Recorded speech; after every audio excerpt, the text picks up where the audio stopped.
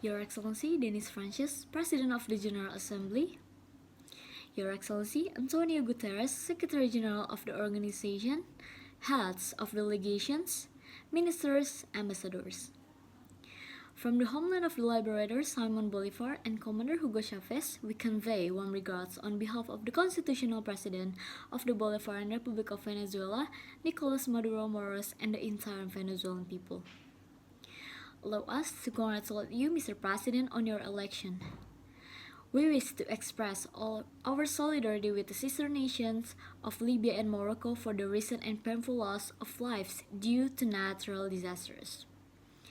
Mr. President, 78 years ago, at the historic moment when humanity having defeated fascism and Nazism, envisioned the creation of a space where dialogue among all states would prevail, from which we could build global stability and cooperation on the pillars of peace and security, human rights, and sustainable development.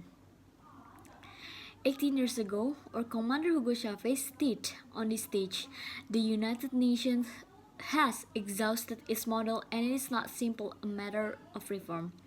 The 21st century demands profound changes that can only be achieved through a restructuring of this organization. Painful as it is to acknowledge, this statement remains relevant. The United Nations has not fulfilled its foundational purpose and we now face even more serious challenges. The United Nations has not managed to overcome the unilateralism of countries that, by reproducing colonial and imperial logic, seek to assert themselves about the principles enshrined in this organization's founding charter. The solution to the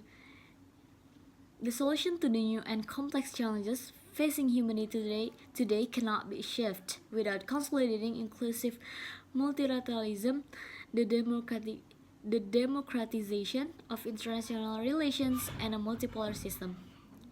Today, we see how many agencies, programs, and funds of the United Nations system fail to fulfill their mandates and end up being instrumentalized by the interests of the United States of America and its allies. We must reform the organization to make it democratic institution where all members have a voice and participate in decision making on equal terms.